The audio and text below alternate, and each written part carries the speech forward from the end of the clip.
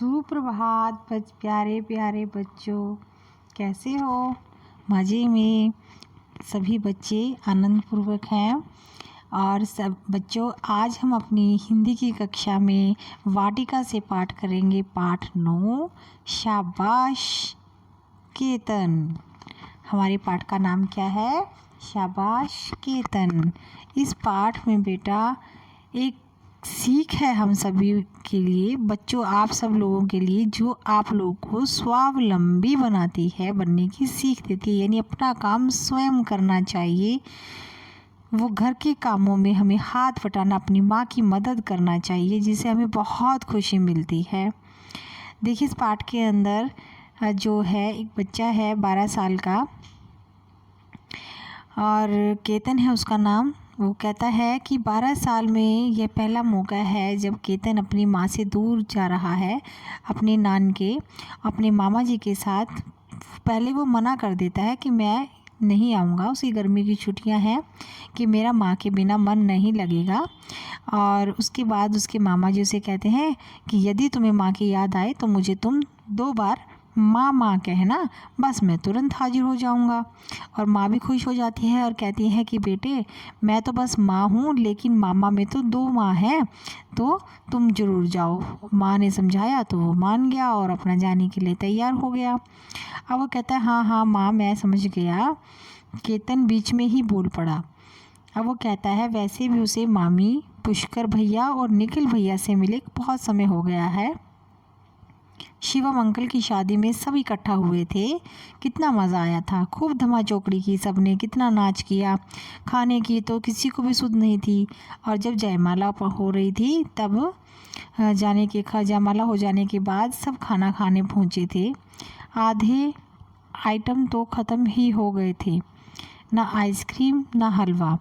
और फिर क्या कहता है वो कि बुआ के बेटे आदू का तो पेट ही खराब हो गया था।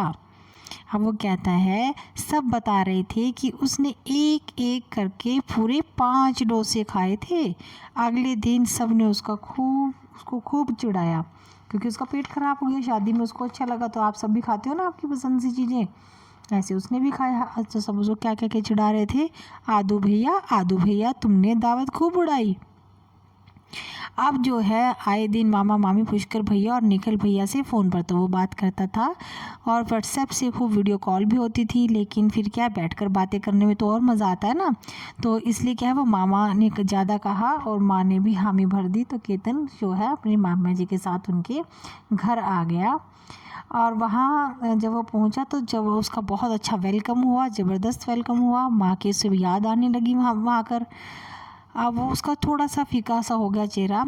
अब मामी को थोड़ा सा लग रहा था कि शायद से याद आ रही है। केतन ने वीडियो कॉल की अपनी माँ से पूछा, माँ से ने पूछा कि तुम ठीक से पहुँच गई हो ना? तो उसने कहा हाँ, और थोड़ी देर में उसने अपनी मामी को फ़ोन दे दिया। अब क्या है, उसे लग रहा था कि वह रो पड़ेगा। उसे अपनी मम्मी की याद आ रही थी, क्योंकि मामी के घर आने के बाद भी अब मम्मी से बहुत प्रेम होता है ना बच्चों को, तो मामी समझ जाती हैं और उसे फ़ोन पर रख देती हैं। बाद में कहती हैं, केतन से बोलती हैं बेटे तुम भी थक गए होंगे, थोड़ी देर जाकर सो जाओ, शाम को तुम्हारे मामा जी के साथ घूमने जाएंगे। अब मामी ने केतन के माथे पर जो है पियानो की तरह 4 उंगलियां घुमाई, तो उसे नींद आ गई और वो झट से सो गया। थोड़ी देर बाद जब वो उठा तो उसने निखिल भैया जो है देखा। निखिल भैया बड़े मज़े से फर्श चमकाने में लगे हुए थे, सफाई कर रहे थे। उसने कहा हंसकर, अरे भैया ये क्या कर रहे हो? उसने कहा तुम घर का काम नहीं करते? भैया ने कहा निखिल ने कि तुम क्या घर का काम नहीं करते? ना, मैं नहीं करता घर का काम, मैं क्यों करूँगा? उसने बड़ी हेकड़ी के साथ और उपहास उड़ाते हुए कहा। किसने? निखिल ने। अब वो कहता है कि अच्छा चलो आप बताओ पुष्कर भैया कहाँ हैं? अब निखिल कहता है कि पुष्कर किचन में। एक बार फिर जाकर देखता है, वो फिर चौंक जाता है। ये क्या, किचन में क्या कर रहे हैं पुष्कर भैया? काम कर रहे हैं। अब तुम खुद ही जाकर देख लो। जाकर देखकर हैरान हो जाता है। उसे लगता है, देखता है तो अरे ये किचन में काम कर रहा है। अरे आप यहाँ? केतन को आया देख मामी ने मुस्कुरा पुष्कर से कहा कि बेटा तुम जाओ और इसके साथ खेलो, यहाँ मैं अपना काम खुद संभाल लूँगी। अब पुष्कर उसे लेकर कमरे में आ जाता है और दोनों भाई बैठकर कैरम खेलने लगते हैं। पुष्कर, निखिल वहाँ बैठकर उसके साथ कैरम खेलना शुरू करते हैं। अब किचन से मम्मी ने आवाज़ लगाई कि पुष्कर बेटा चटनी में नमक डाला था? तो वो बोलता है हाँ मम्मी एकदम कंप्लीट है, आप बस इसे अप्पे तैयार कर लो, फिर हम साथ साथ खाएंगे। केतन की चाल थी, अब वो चाल छोड़ के मतलब कैरम बोर्ड में उसकी बारी थी तो उसने बारी छोड़ दी और बड़ा भौचक्का होकर उसका मुँह पुष्कर का मुँह देखने लगा और कह रहा था क्या हुआ प्यारे, तुम ऐसे क्यों देख रहे हो मुझे? कहता भैया चटनी आपने बनाई? वो कहता हाँ और क्या, आम और पुदीने की चटनी खाओगे तो याद करोगे। और ये अप्पे क्या होता है?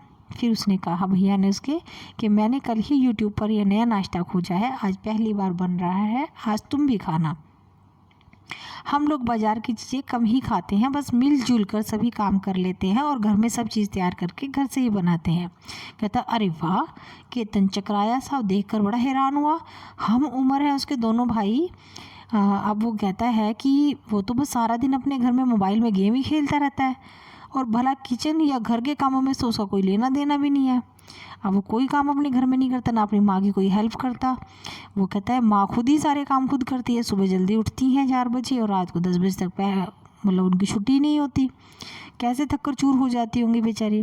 उसने तो आज तक कभी अपनी माँ के बारे में सोचा ही नहीं और ना कभी अपनी माँ का हाथ बटाया। यहाँ तक कि वो तो अब मतलब वो अपना कोई भी काम खुद नहीं कर रहा, ना पानी पीने का ना खाना खाने का, सब उसको क्या है बैठे बैठे मिल रहा है।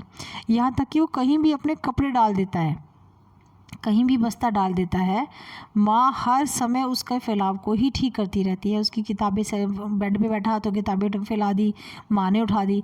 बाहर से आया कपड़े उतारे फेंक दिए तो माँ ने ही उठाने हैं, वो उसको पता ही नहीं है उठाने हैं कि नहीं उठाने। अब वो क्या कह रहा है, डोर बेल बजने पर भी दरवाज़ा माँ ही खोलती हैं।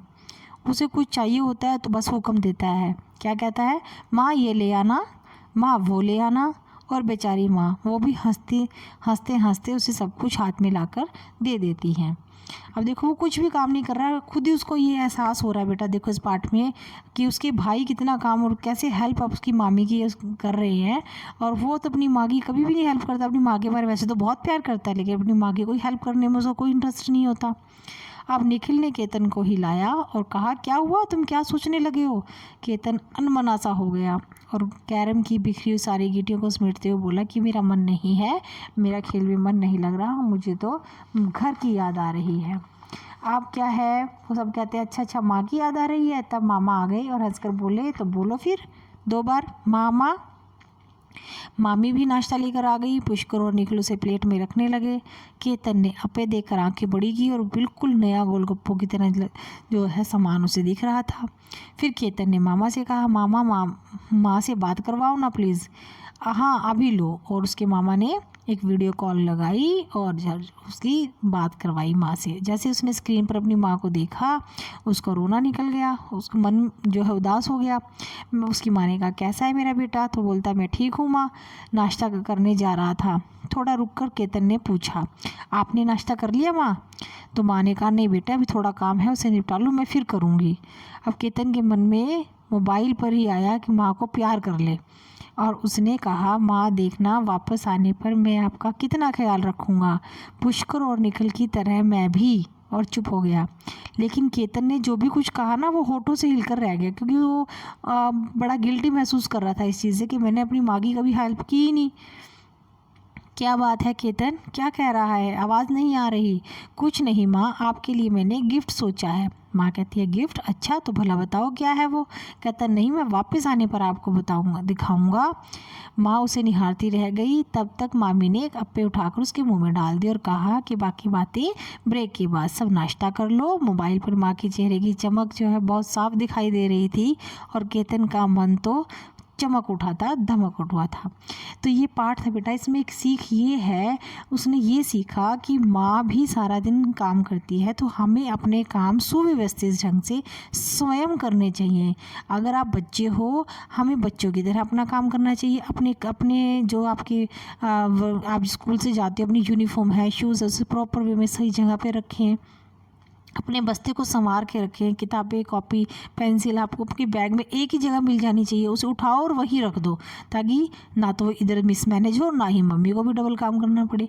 किचन में मम्मी खाना बना रही हैं, अगर आप थोड़ी सी हेल्प कर सकते हो पकड़ाने में तो वहाँ कर दो। खाना डाल रही हैं तो ले आओ, उठा लाओ, दे दो, पानी ले आओ। तो इस तरह बेटा इस पाठ से हमें ये सीख मिलती है कि हमें भी अपने घर के कामों में अपने माता पिता का सहयोग करना चाहिए। धन्यवाद।